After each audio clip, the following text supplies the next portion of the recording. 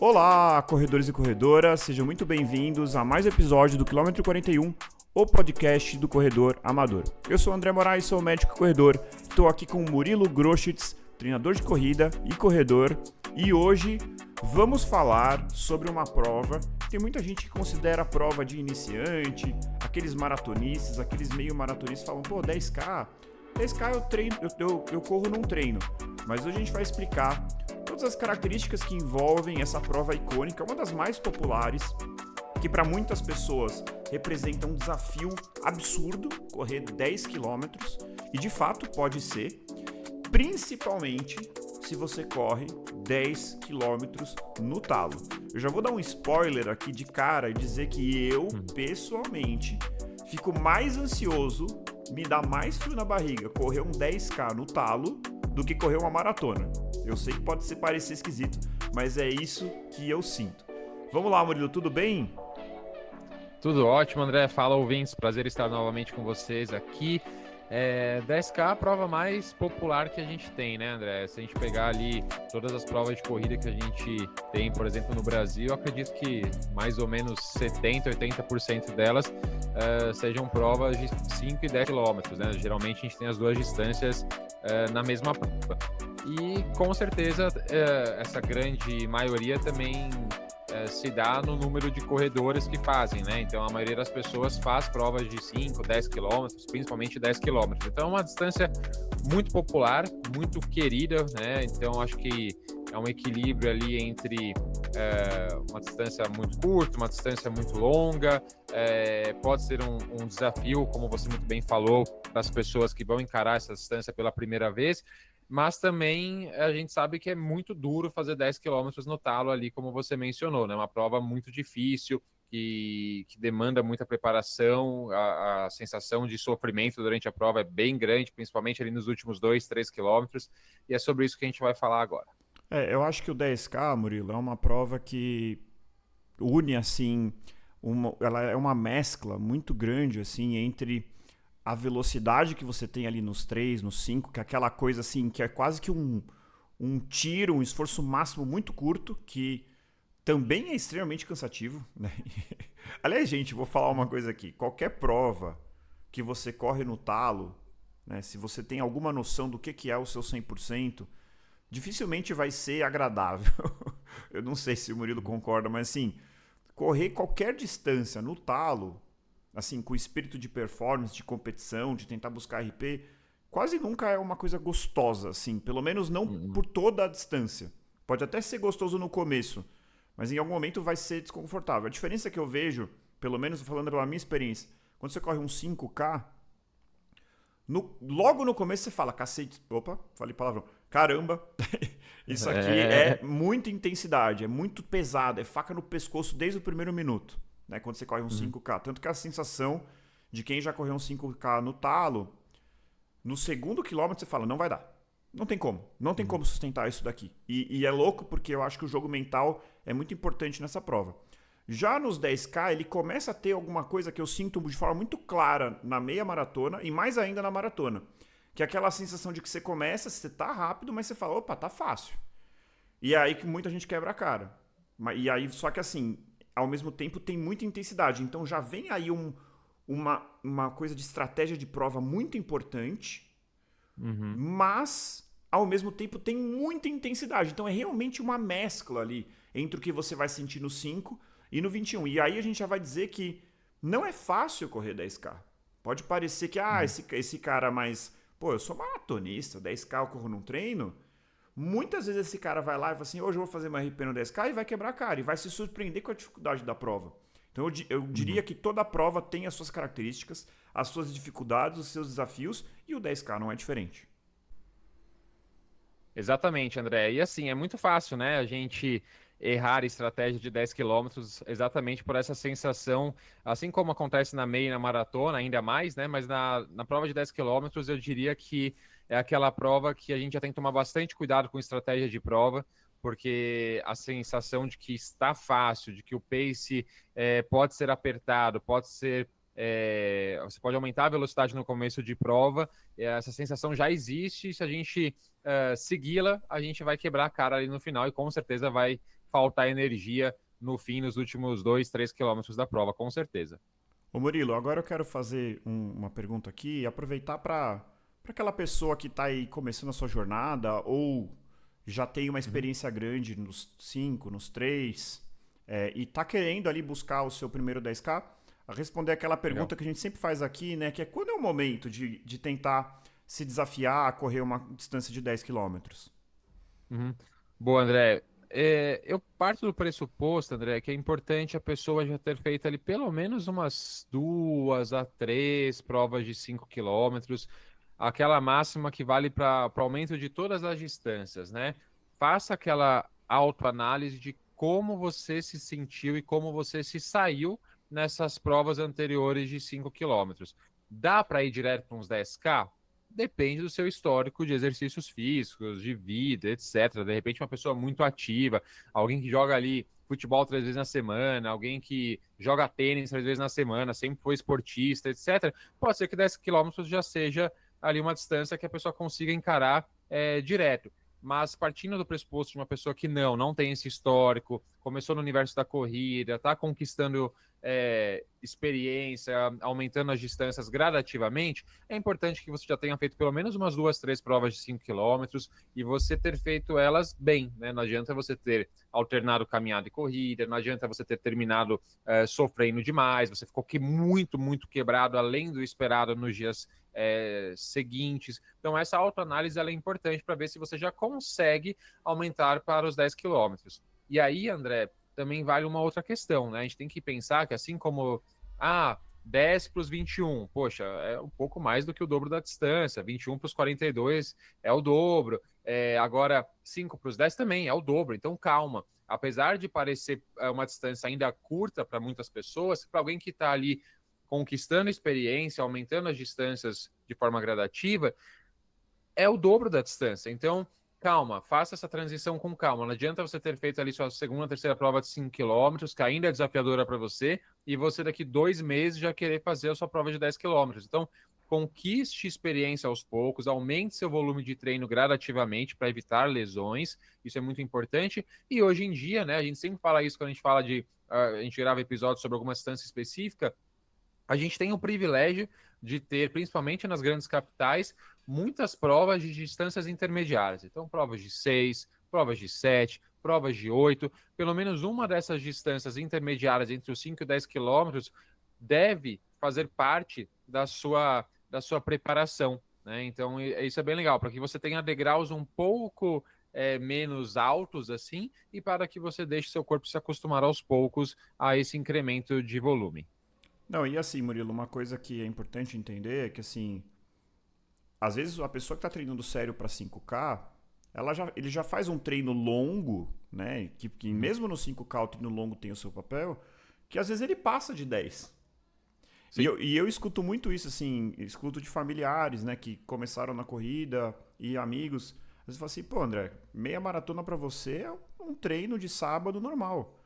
O que eu percebo é que quem está entrando agora na corrida, ou mesmo para quem não entende nada, a distância em si acaba sendo super valorizada. E a pessoa não entende o que é você competir e o que é você fazer um treino longo em Z2 numa distância determinada. Então, cuidado com isso. Esse é um ponto assim. A distância é uma das variáveis que vão dizer qual é o impacto daquela corrida no seu corpo, na sua resistência, na sua estafa mental. Então, assim, não simplifiquem demais ao pensar só na distância. O que eu diria também, Murilo, aqui, você já falou de certa forma isso, mas assim, entender quem é esse cara que está querendo dar esse próximo passo, né? Porque uma coisa é o cara que eu corro 5K, agora eu quero correr 10, mas ele corre 5K corre, pega medalha, acorda num sábado, num domingo lá, corre, legal, e vai. Ou seja, ele completa a distância 5 km, ou ele compete, ou ele dá o talo. Isso é outra coisa importante. Porque eu acho que isso muda muito a maneira, o que ele está buscando no 10. Eu estou buscando correr uma distância um pouco maior. Se esse cara vai correr esse 10K só para completar, talvez não seja um salto tão grande assim, né? Embora seja o dobro, né? Agora, se ele estava buscando performance no 5, agora ele vai buscar performance no 10, é outra conversa.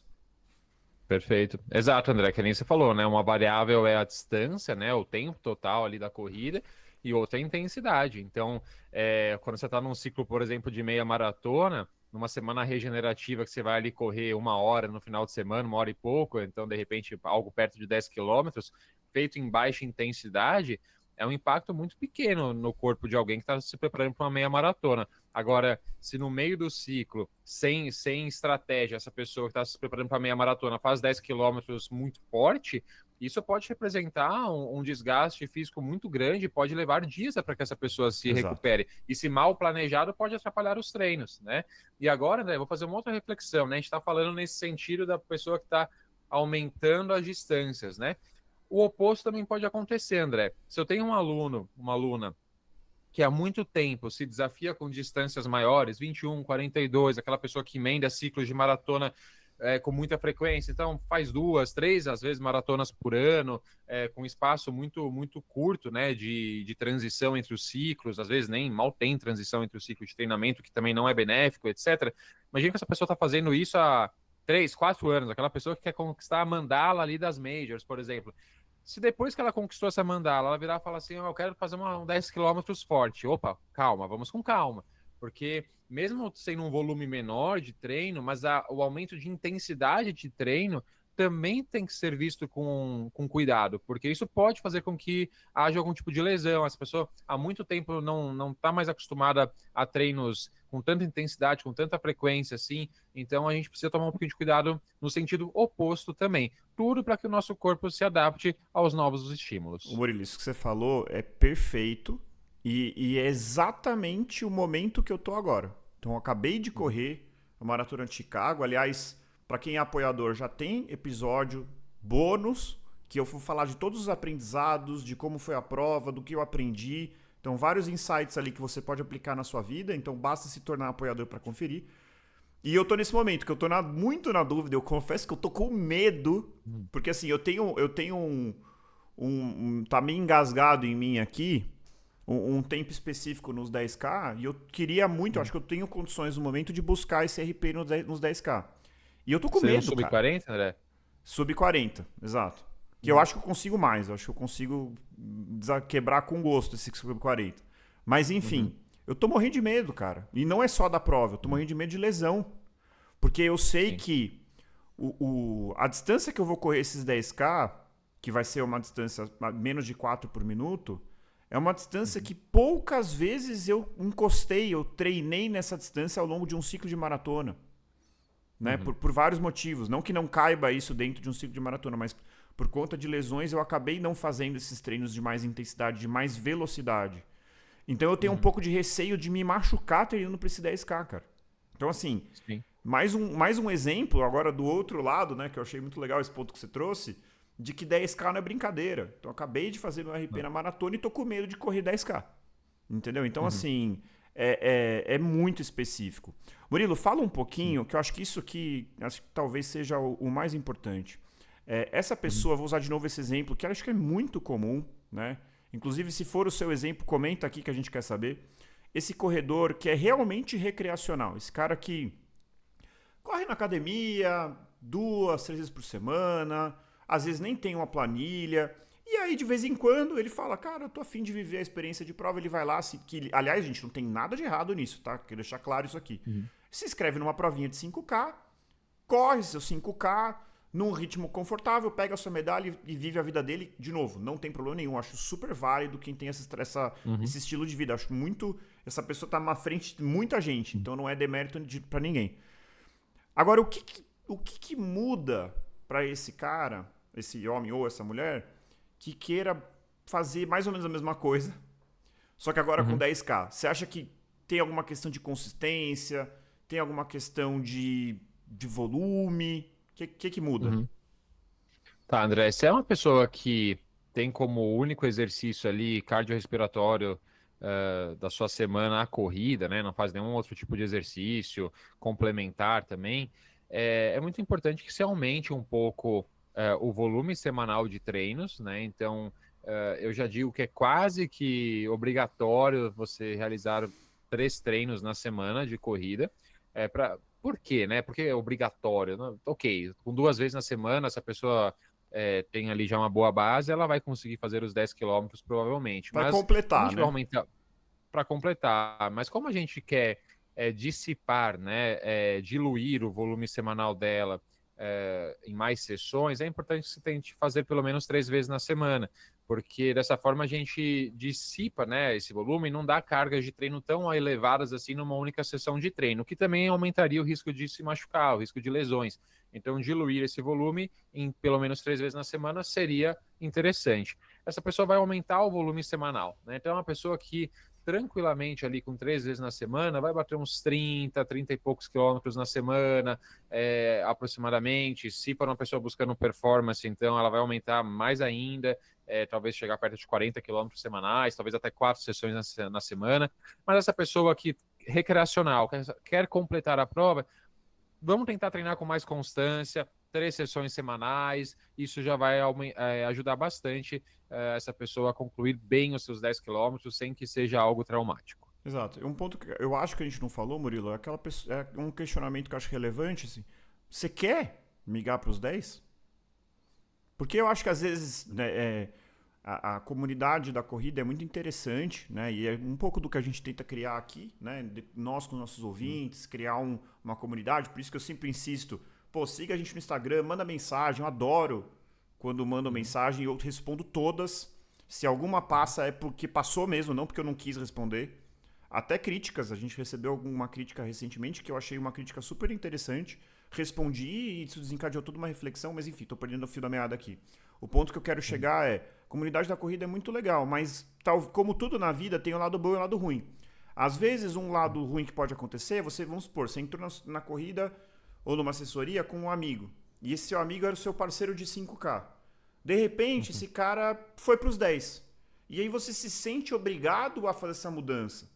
Mas assim, não tem problema nenhum se para esse seu amigo ou amiga ir para os 10 fazia sentido na vida dele, ele queria esse desafio, ele queria se desafiar nessa nova distância, mas para você não. Então tem que fazer uma reflexão muito clara, tipo, é isso que eu quero para mim. É claro que quando a gente está falando de distâncias maiores, de meia maratona e maratona, isso é muito maior também, proporcionalmente. Mas também vale aqui uma reflexão nesse sentido. Não vá para os 10K porque o seu amigo foi ou porque alguém falou que 5K é distância de iniciante, porque não é.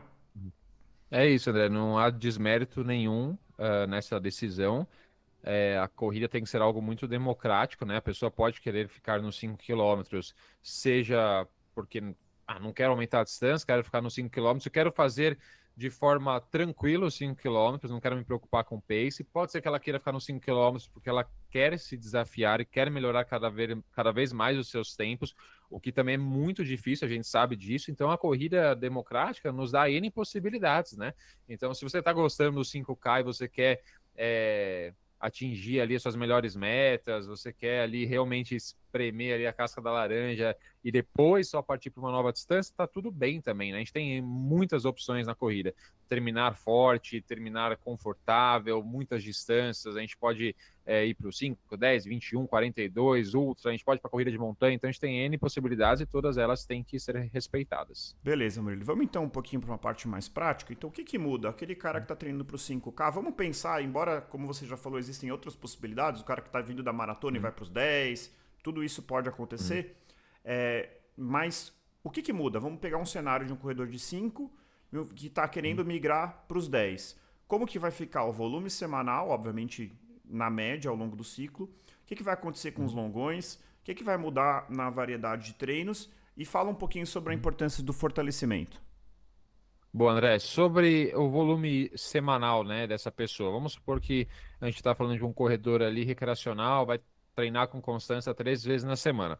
É um volume que tranquilamente vai bater ali uns 30 quilômetros semanais, 30 e poucos quilômetros semanais, num pico ali do ciclo de treino. Se a gente já fala num atleta que já vai buscar performance nos 10 quilômetros e vai treinar talvez 4 até 5 vezes na semana, é um volume que pode passar de 40 quilômetros semanais e chegar até perto de 50, dependendo do nível desse atleta. Um atleta mais avançado, buscando, por exemplo, um sub-40 nos 10 quilômetros, vai bater uns 50 quilômetros com certa tranquilidade na semana e a gente vai diluir esse volume numas 5 sessões semanais, tá?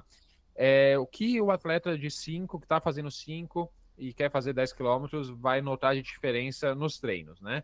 Apesar de ser uma distância ainda que tem uma predominância, não diria predominância, mas tem um percentual ali importante de metabolismo anaeróbico em jogo, né? A gente vai diminuir um pouco os treinos de muita intensidade, de altíssima intensidade, os exercícios de potência anaeróbica, a gente vai diminuir um pouco esses treinos, eles não vão fazer parte de boa parte ali do ciclo de treino.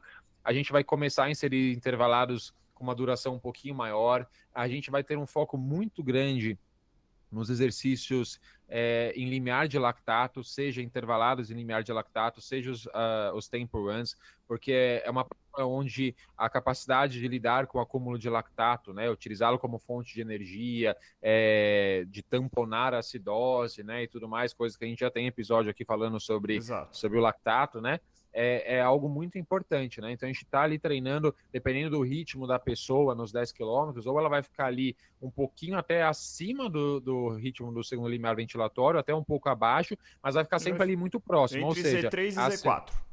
É um Perfeito. Z3 alto ou um Z4, ou um Z4, basicamente. Perfeito. Um atleta pra muito quem não bem sabe do que a gente treinado, tá falando, 10... escuta lá o episódio de zona de treinamento. Tem que ouvir. Já é lei aqui no episódio, no podcast. Tem que ouvir esse episódio, ele é fundamental.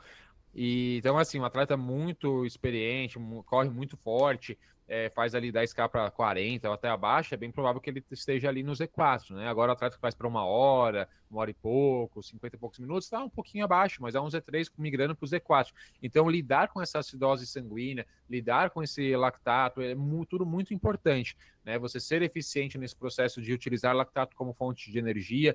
Então, esses treinos são muito, muito importantes. E são treinos que a gente sabe que do ponto de vista psicológico são muito desgastantes. Eu acho que são os piores treinos que tem, né? Mais do que até os mais curtos e mais intensos que a gente fornece muito para 5K, porque a gente quer treinar essa capacidade anaeróbica, né? Agora, para os 10 quilômetros, psicologicamente falando, eu acho os treinos bem, bem difíceis, bem penosos, né? E aí, André, como a gente está trabalhando aumento de volume de treino, a gente ainda tem treinos de muita intensidade com certa frequência, mas como a gente aumentou o volume, a gente tem uma obrigatoriedade maior de uma frequência maior de treinos na semana, então nosso corpo tem menos tempo para se recuperar, menos tempo para descansar, etc. Aí também o treino de força já começa a ter um papel assim bem importante, principalmente para prevenção de lesões, né? Então, ou ter o corpo bem fortalecido, para prevenir lesões e você lidar melhor com esse aumento de carga de treino é algo bem importante também. Então, aquela pessoa que ainda não faz exercício de força, que já deveria fazer com 5K, ou se você nem corre, você já deveria fazer seu treino de força também, só pensando em saúde e qualidade de vida, para os 10 quilômetros se torna ainda mais fundamental. Perfeito, Murilo. Depois eu vou querer que você dê um exemplo de um treino específico aí, só pra gente ter uma ilustração, assim, um treino assim, clássico de 10K.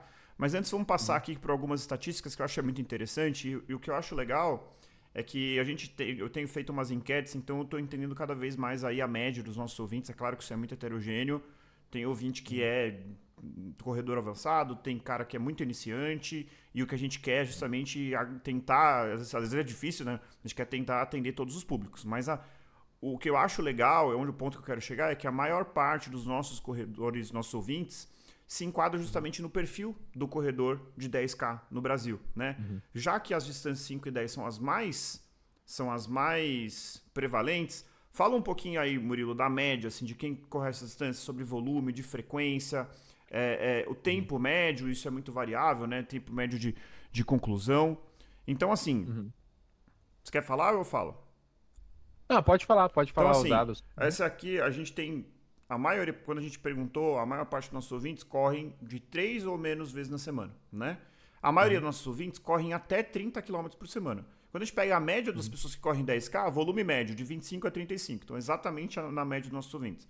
Frequência de treinos, 3 a 4 vezes por semana. Aí, ou seja, é mesmo assim a distância ali para aquele corredor intermediário, ou não necessariamente, o cara pode ser avançado, mas o que eu quero dizer assim, que é uma distância que se encaixa bem, é um belo desafio para esse perfil, né? E acho que é um belo desafio para grande parte dos nossos ouvintes. Eu quero aqui dizer um ponto, Murilo, não sei se você concorda como treinador, mas uma coisa que às vezes é interessante, a gente já falou isso nos outros episódios, às vezes a pessoa tem muita pressa de chegar na maratona, a pessoa tem muita pressa de chegar na meia. Eu acho que até uma autocrítica, talvez, que eu faça, assim, tente fazer um belo 10K, assim, sabe? Tente fazer um ciclo legal e fazer um 10K que você se orgulhe. Isso não só pode ser muito interessante e desafiador, mas você vai carregar a parte. Um dia a gente pode até fazer um episódio sobre isso. Essa velocidade, essa resistência que você está ganhando ao treinar para um 10K ou mesmo para um 5K, em algum grau você vai se traduzir numa melhor maratona no futuro, numa melhor meia maratona. Né? Você não vai. Não são coisas antagônicas. O cara que treina para o 10K piora. Até dá para se dizer que pode piorar dependendo do. Você pegar, não é específico o treinamento, mas você vai ter coisas que se conversam. A capacidade aeróbica continua sendo muito importante, a resistência muscular acaba sendo muito importante, o ganho de eficiência de corrida acaba sendo muito importante para todas as distâncias, né? Enfim, e aí assim, de tempo médio, isso é muito difícil, é muito variável, depende de sexo, depende de idade. Tempo médio para iniciantes seria ali entre 55 a 1h10, de conclusão eu tô falando intermediário, entre 45 a 55, e um corredor mais avançado, ou que tem uma aptidão muito diferenciada, ou mesmo um corredor mais jovem, um 10K abaixo de 40 minutos. E assim... E aí, André? Pode falar. Não, desculpa, só ia falar desses tempos médios, né, André? É engraçado quando a gente usa esses termos iniciantes, intermediários e avançados, né? A gente não pode nunca esquecer aqui que, às vezes, a gente tem um atleta avançado que tem um tempo de conclusão de 10K, por exemplo, para 1 hora. O que eu quero dizer em relação a isso? Né? Às vezes uma pessoa que começou a treinar com seus 50 anos de idade, por exemplo, fazia 10K por 1h20, treinou, tá há 5 anos já treinando e conquistou um 10K para 59 minutos, por exemplo, bateu sub 1 hora. Às vezes essa pessoa é experiente, ela é tão experiente e ela tem tanta disciplina nos treinos, constância, segue os ritmos, sabe treinar leve, sabe treinar forte, etc.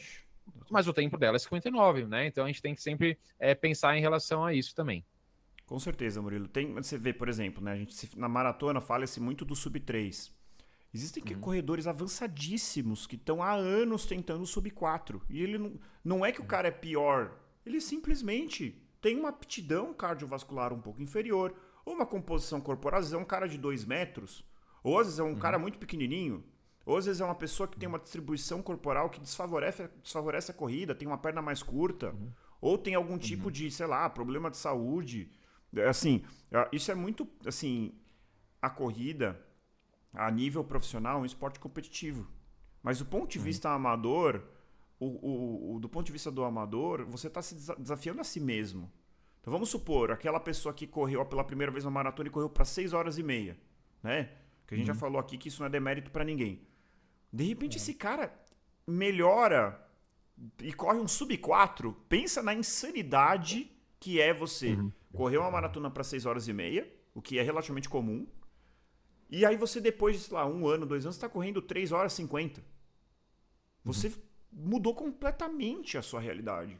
É diferente daquela pessoa que estreia na maratona e corre abaixo de 3h30. Essa pessoa provavelmente já tem alguma facilidade, já tem alguma aptidão e coisas que às vezes nem é mérito dela. É uma pessoa naturalmente mais magra, uma pessoa naturalmente que tem um VO2 mais alto, uma pessoa que já fez esporte a vida inteira, né? Então, assim, eu não gosto, eu até fiquei um pouco preocupado quando eu fui falar esses tempos médios, porque eu não quero que algum ouvinte fale assim, pô, ele falou que o iniciante é 1h10 ou o avançado é abaixo de 40, eu tô correndo há 10 anos e o meu melhor 10K é 55. Cara, pelo amor de Deus, cada um é cada um tem sua história, cada um tem seu corpo, cada um tem seu sexo, cada um tem sua composição corporal, cada um tem seu sistema osteomuscular, cada um tem a sua saúde. Então, pelo amor de Deus, gente, esse é um ponto que deixar bem claro, assim, porque realmente isso aqui não é para ser politicamente correto, tá, gente? É o que eu penso mesmo.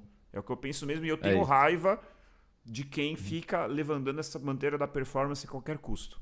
A corrida serve para você desafiar a si mesmo. Essa é a graça da corrida. Se você está se comparando o tempo inteiro, provavelmente você vai se frustrar. Inclusive, eu vou aproveitar essa deixa para falar de uma coisa que eu vi. Tem um cara que ele é muito legal, chama Steve Magness. Ele é um treinador americano e ele fez um post que, cara, eu achei genial. E o que ele falou é o seguinte: se eu tivesse nascido depois dos anos 2000, eu não teria sido corredor profissional e eu não seria treinador de corrida.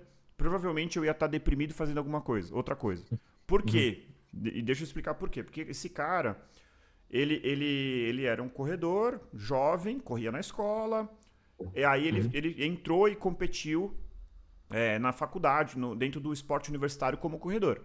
E ele era um corredor, para nível regional, na cidade dele, ele era o melhor. Tanto que ele conseguiu competir a nível estadual, entrar para a seleção do estado, e entrou numa faculdade como corredor. E aí, quando ele chegou na faculdade, ele viu que a nível mundial ele não era competitivo. Ele era razoável. Entendeu? Qual que é o insight? Que eu achei assim, de explodir a cabeça. Se vocês acharem um saco, sinto muito, mas o ponto é o seguinte: na época dele, você não tinha rede social para se comparar com o mundo inteiro. Você se comparava com o seu vizinho. Você se comparava com o seu amigo de classe. Ele era o melhor da sala dele, ele era o melhor da escola dele. Quando ele chegou no nível para ver se ele ia para a Olimpíada, ele viu que ele não conseguiria ir para a Olimpíada. E é por isso que ele virou treinador. Mas a corrida continuou. Esse cara tem vários livros escritos, inclusive eu tô para ler um livro dele, que é muito interessante. Quer dizer, eu não li ainda, mas eu vou ler e eu vou falar aqui, que ele fala sobre a ciência da corrida. Ele acabou fazendo PhD em fisiologia, enfim. O ponto que eu quero chegar aqui é que antigamente as pessoas não se comparavam. Hoje o cara fala assim, vou correr um 5K, ele tem 15 influenciadores que ele segue que correm mais rápido que ele. Ele acha que ele é o cara mais lento do mundo. Ele se compara com um atleta olímpico que está postando o tempo que ele fez nos 10K. Então, antes de você conseguir entrar na corrida, respirar o ar da corrida, você já está sendo o tempo inteiro mostrado que você é ruim, você é fraco, você é lento, você... Pô, mas aquele cara é muito rápido, pô, aquele cara é amador e corre 2 maratonas no tempo que eu corro 1 maratona. Calma, gente. O mundo não mudou. Não tá todo mundo rápido. A única diferença é que agora a gente sabe o tempo inteiro, e as pessoas ficam jogando isso na sua cara, o tempo que elas fizeram. É isso. Então, é isso. Cuidado que a rede social pode fazer você desanimar e largar a corrida antes de você curtir o que a corrida tem de melhor. Essa é a mensagem. É isso, e assim, né, André? A maioria das vezes a gente vai ver nas redes sociais, na internet, aqueles tempos fabulosos, né? Dificilmente alguém que se sente ali, pô, tô abaixo da média, eu tô começando, vai lá e vai postar, né? Mas a gente sabe que a maioria das pessoas, né? E na corrida é isso, a briga, a luta, a competitividade deve ser com você mesmo, né? Com você ali de 1 mês atrás, de 6 meses atrás, de 1 ano, de 10 anos atrás, né? Perfeito. Então, quantas vezes já histórias de superação já não vi, né? Em alunos meus, em pessoas que eu acompanho, etc., que, poxa, a pessoa vira e fala assim, tô melhor agora com 40 anos do que quando eu tava com 30, né? Várias histórias assim. Isso que é legal, né, da corrida. Exato. E a gente falou aqui iniciante, intermediário, avançado, mas assim, na verdade, talvez o melhor termo fosse, poxa, a média. Qual que é a média de conclusão dos 10 quilômetros? Tá? X. Então, poxa, você está um pouco acima, um pouco... você está na média, está um pouco acima, um pouco abaixo, mas isso não importa. O que importa é você com você mesmo. Né? Isso é o mais importante da corrida. Beleza, Murilo. A gente vai falar então sobre um treino específico de 10K, que não é para você copiar, é só para você ter uma noção de como que é um treinamento para um 10K. Vamos falar rapidamente sobre nutrição, mas antes eu quero convidar você que está ouvindo aqui a seguir a gente no Spotify, seguir a gente no Instagram. Se você acompanha pelo YouTube, gente, não se esqueça de se inscrever no canal, curtir esse vídeo e principalmente, gente, independentemente da plataforma que você usa para escutar o Quilômetro 41, compartilhe com aquele seu amigo ou amiga corredora que você acha que vai gostar. Isso ajuda a gente demais a crescer a audiência, atingir mais corredores, crescer o podcast, para que isso se torne um projeto sustentável no longo prazo. Falando em sustentabilidade do projeto, para aquelas pessoas que realmente gostam do que a gente faz aqui, não se esqueçam que nós temos o nosso Apoia-se. O link está na descrição desse vídeo. E ao se tornar apoiador, você fortalece o podcast, ajuda a gente a continuar gravando. A gente está indo para o nosso 2º ano e estamos se aproximando do nosso 100º episódio. Então temos, sem contar os bônus, né? Então assim, a gente está aí criando uma biblioteca de conhecimento, né? Toda semana trazendo conhecimento para vocês. E se você tiver disponibilidade, se não for fazer falta para vocês, se você puder contribuir para que a gente sustente esse projeto, a gente vai ter uma gratidão eterna. Lembrando que os nossos apoiadores possuem uma série de recompensas, mas no nível mais baixo, que é a partir de R$20, você já tem direito ao episódio bônus. E aí o legal, Murilo, é que os episódios bônus a gente tá criando também uma biblioteca de episódios bônus. Se você se tornar apoiador, você não vai escutar só o episódio bônus do mês que você se tornou apoiador, você vai ter acesso a todos os outros. Então, tem muita coisa legal por lá. Não é só o episódio de novembro, que foi sobre a Maratona de Chicago, não é só episódios desse estilo, nós temos episódios técnicos que trazem muito conhecimento, episódios parecidos com esse, ou como episódio de lactato, ou outros que a gente já fez, de VO2, episódios técnicos que vão trazer conhecimento e vão mudar aí a sua prática na corrida. Beleza, e são pessoal? episódios longos também, né, André? São Episódios longos, iguais a assim esse, só que é só para apoiadores. Resumindo, é isso. E muitas vezes a gente fala, caracas, a gente deveria lançar para todo mundo. A gente fala, não, vamos manter aqui a nossa fidelidade aos nossos apoiadores também, com conteúdo de qualidade exclusivo para eles. Perfeito. Murilo, eu vou falar rapidamente de nutrição e hidratação, e aí você fala do treino específico. Perfeito. Gente, nutrição e hidratação, vou ser bem sincero aqui, vai depender muito do seu tempo de conclusão de prova.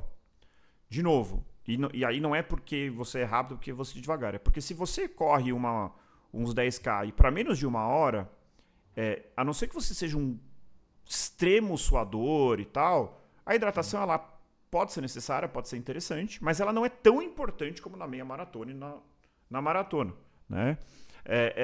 Então beber água antes da prova, começar a prova hidratada, a não ser que seja uma prova muito quente. Eu, por exemplo, não bebo água nos 10K, tá? Sou eu, porque eu suo pouco, eu corro os 10K relativamente rápido, para mim não faz sentido perder tempo tomando água, né? Então assim, se eu vou tomar um copo no meio do caminho. Quanto mais lento você é, quanto mais você suar, quanto mais quente tiver a prova, maior a importância da hidratação. Então, hidratação é basicamente isso. Não sei se o Murilo tem algo a acrescentar. Você bebe água durante 10K, Murilo? Você sua bastante. Eu bebo, André. Eu suo muito, eu bebo. Eu acho que não seria necessário, né? Eu acho que eu não perderia a performance se eu não bebesse. Mas é mais por um conforto, assim. Aquela sensação de boca seca começa a aparecer já na metade da prova. Então, mas assim, eu não bebo, que nem na maratona, a cada posto de hidratação, eu bebia 300 ml de água, sabe? Agora... na prova de 10K é mais molhar a boca, no máximo 1, 2 goles, joga água na cabeça e acabou, né? Não é para você realmente ali se hidratar de forma significativa. Perfeito. E sobre carboidrato, gente, se você corre acima de 1 hora, pode tomar um gel de carboidrato. Então, de 25 a 30 gramas, estaria aí mais do que suficiente. Porque, gente, nessa distância, nesse tempo, você ainda tem seu glicogênio, né? E querendo ou não, pensando aqui na minha ótica, né? E aí, óbvio que a minha ótica não é a ótica de todo mundo. Abrir o gel, tomar o gel, engolir o gel, lembrando que não dá para respirar e engolir ao mesmo tempo. Se você vai fazer a prova em 40 minutos, sendo que você ainda tem seu glicogênio, não faz sentido. É uma complicação a mais, lembrando que você está correndo rápido. Então é diferente da maratona que você está num ritmo mais controlado, que você consegue abrir com calma, tomar seu gel, tomar sua água. É tudo muito corrido, então eu diria que para a maioria não precisa se preocupar com isso. Agora, eu corro os 10K para 1h20, quer tomar um gel ali com 30, 40 minutos de corrida? Tudo bem, não tem problema. Mas não precisa tomar um gel a cada 20 minutos, não faz sentido para 10K. Lembrando que eu estou partindo do pressuposto que você não foi correr em jejum, que você não fez nenhuma dessas, não vou dizer loucura, porque eu não quero que pareça que eu sou contra o jejum, mas eu acho que em dia de prova eu acho um pouco loucura, sendo bem sincero. Então, assim, tô partindo do pressuposto que você se hidratou, que você tomou um café da manhã, que você já vinha treinando, não inventou um café da manhã só porque você ia correr 10K. E aí eu acho que realmente tanto a hidratação quanto o gel são para casos específicos. Para a regra, eu diria que para a grande maioria você não precisa nem se preocupar com isso. É isso. E aí, André, em relação ao gel ainda, longe, não sou nutricionista, tá? Não é uma orientação, mas o que eu vejo alguns atletas fazendo, aquela pessoa que não consegue, em hipótese alguma, comer antes de fazer uma prova, né? Então, toma o gel antes da prova. O gel antes da prova, né? 30 minutinhos antes da largada ali, beleza, talvez te ajude. Um gelzinho com cafeína também pode ser interessante. Perfeito, é isso, então funciona bem, né? E ainda falando sobre alimentação, mais uma vez, né? A gente não é especialista na área, mas acho que a gente pode falar um pouquinho disso.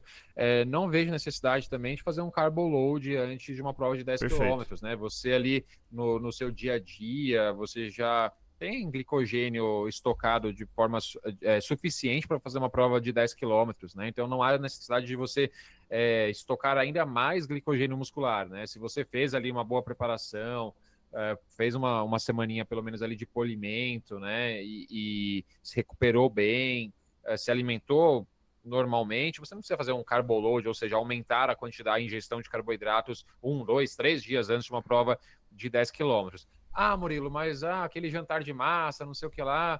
Beleza, faz. Se você gosta, quer fazer, faça. Se vai repercutir em alteração significativa na sua performance, já acho difícil que isso aconteça.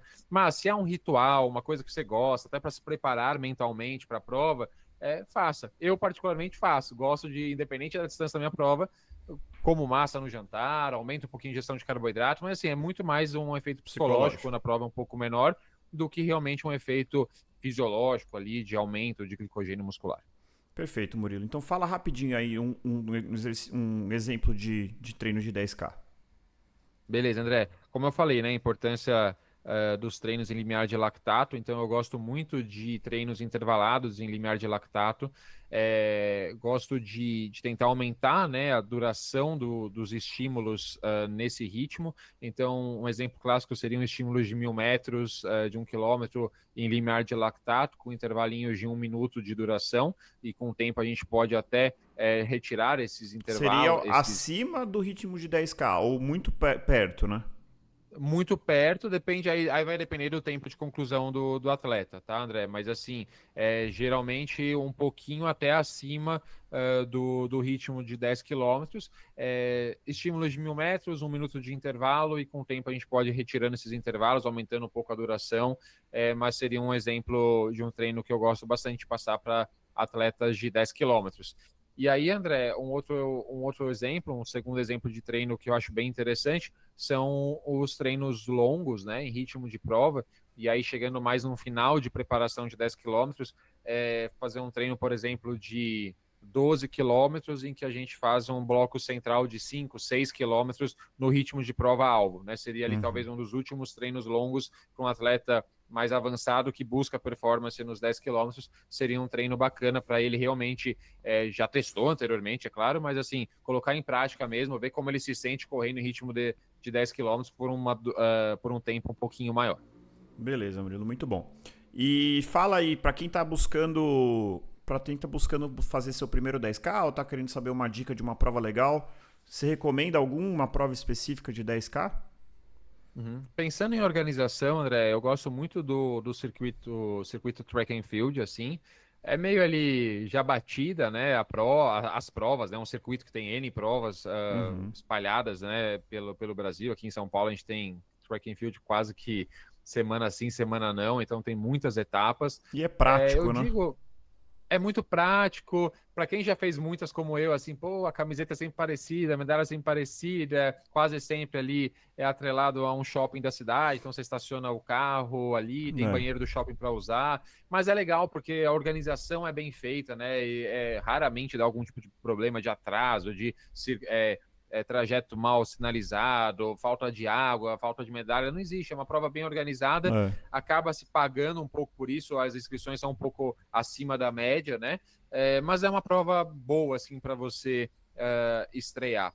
Gosto muito do circuito das estações, né? Então, até para você pegar a experiência nos 10 quilômetros, então o circuito das estações, uma prova que aqui em São Paulo, pelo menos, acontece ali no Pacaembu, então você tem uma em cada estação do ano.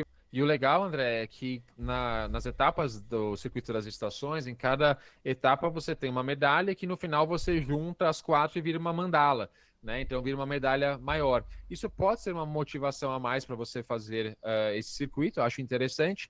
Outra coisa bacana é que é uma etapa em cada estação do ano, então você acumula experiência nos 10 quilômetros ao longo do ano, e o que é mais legal é que todas essas etapas pode ser um pouco maçante, mas eu acho interessante, você faz o mesmo trajeto, então você se compara ao longo do ano, você pode tentar evoluir o seu tempo, né, melhorar o seu tempo ao longo do ano, o que eu acho bem interessante, porque é complicado quando você faz 10 quilômetros, você fez 10 quilômetros num trajeto plano no inverno e você quer comparar seu desempenho com uma prova no verão, num trajeto com uma altimetria desafiadora, são coisas totalmente diferentes. Perfeito, Murilo. Para finalizar, eu vou dar uma dica aqui para aquelas pessoas que são um pouquinho mais chatas, que estão buscando aí mesmo o RP, quando você for escolher uma prova, tente, se possível, relativamente, não é que eu vou dizer que é raro, mas muitas provas não tem isso, tente escolher uma prova que é só 10K. Por que isso? Eu corri uma, inclusive da Track and Field, que era 5, 7 e 10, ou 5 e 10, agora eu não lembro. Eu sei que tinha 2 distâncias pelo menos. E o que acontecia? Tanto os 5 como os 10 largavam do mesmo lugar. A diferença é que os 5 corria 2,5, fazia a curva e voltava. E os 10K corria 5, fazia a curva e voltava 5. No momento em que eu corri 5, voltei e estava chegando perto da chegada, lá pelo quilômetro 8, o que aconteceu? Eu encontrei a parte mais lenta do pessoal que tinha feito a curva. Então, você começa a correr, você está lá no seu ritmo. Isso, de novo, não estou falando mal de corredor lento. O que eu estou dizendo é que, imagina você estar ali no talo, no momento mais difícil da sua prova, de repente um mar de pessoas que estavam praticamente andando, e aí eu tive que ir desviando, quase caí algumas vezes. Então, assim, de novo, se possível, você está buscando RP, obviamente procure uma prova plana, e tente achar uma prova que seja só 10K. Porque se for só 10K, independentemente de ter corredores lentos ou não, se você está indo e vai um pouco mais rápido, quando você estiver no 8, você já deixou todo mundo para trás. Você não vai ter esse segundo bloco de pessoas. Né? Então, assim, perfeito. Eu lembro que eu fiquei bem incomodado. E, de novo, não é culpa do corredor um pouco mais lento que estava ali. É culpa da organização. É ruim para eles. É ruim para todo mundo também, perde com eles vão correr com a sensação de que vão ser atropelados. Eles não correm tranquilos, relaxados. Essa é uma prova que eu estava tentando subir 40. Eu estava no momento mais crítico, quase morrendo. Um monte de corredor mais ou menos na mesma velocidade que eu. E, de repente, a gente olhou e falou assim, meu Deus, e uma legião de pessoas andando. E várias pessoas, isso eu critico um pouco, andando e fazendo o que eu chamo de scanner de calçada, fazendo um do lado do outro e conversando. Eu vi gente trombando, jamais faria isso, mas eu vi gente xingando, né? Isso aí nunca tá certo, gente, em nenhum cenário. Mas eu vi gente falando assim, pô, sai da frente, e coisas assim, o que eu acho errado, deixando claro aqui, mas imagina para essa pessoa que tá ali fazendo um 5K, de repente vem um mar de corredor no talo e começa a querer passar, é ruim, de como o Murilo falou, é ruim para todo mundo. Não sei se ainda é assim, o Murilo talvez, que faz tempo que eu corri, não sei se ainda é assim, mas eu lembro que foi algo que me incomodou bastante. Não, muitas vezes é assim, André. Eu já vi provas que, apesar disso, pela organização assim impecável, a gente tinha ali motos, né, e pessoal da organização que ia ali na frente dos primeiros colocados dos 10 quilômetros e pedia para as pessoas dos 5K, pessoas que estavam com pace um pouquinho mais lento, ficarem para a direita. Então se formava um corredor à esquerda e automaticamente pela manada ali dos 10K que vinha em uma velocidade maior, esse corredor se mantinha e de certa forma ficou relativamente organizado e não atrapalhou muito, mas isso depende de uma boa organização, depende de uma via que seja larga o suficiente para acomodar, né? Dois fluxos, digamos assim, de pessoas em ritmos diferentes. Então, mas a maioria dos cenários, infelizmente, não é tão positiva, é realmente negativo, como você falou. Então, essa dica, ela é excelente. E aí eu lembrei de uma prova muito, muito boa, André, de 10K, que é a prova da Tribuna, né, de Santos. É uma prova bem tradicional de 10 km. Ela existe de 10. Eu não lembro qual época do ano é cada uma delas, mas é uma prova muito boa, super concorrida, acaba super rápido. Para quem mora em São Paulo, arredores ali, é super fácil chegar em Santos, é uma cidade litorânea, litoral sul de São Paulo, uma cidade legal de você conhecer também se você não conhece, passar um final de semana, fazer a sua prova. O trajeto ele é todo plano, e assim, nível do mar, então pensando em oxigenação até ajuda, né? Legal. E tudo mais. É uma prova bem bacana. Boa. Eu tô pensando em correr um 10K, talvez eu corra essa. Então é isso. Valeu, Murilo. Muito obrigado. Acho que ficou legal o episódio. Então, corredores e corredoras, encontre o seu motivo para continuar correndo. E nos encontramos no próximo quilômetro 41. Ou no quilômetro 9, se for o caso. Valeu, pessoal. Valeu.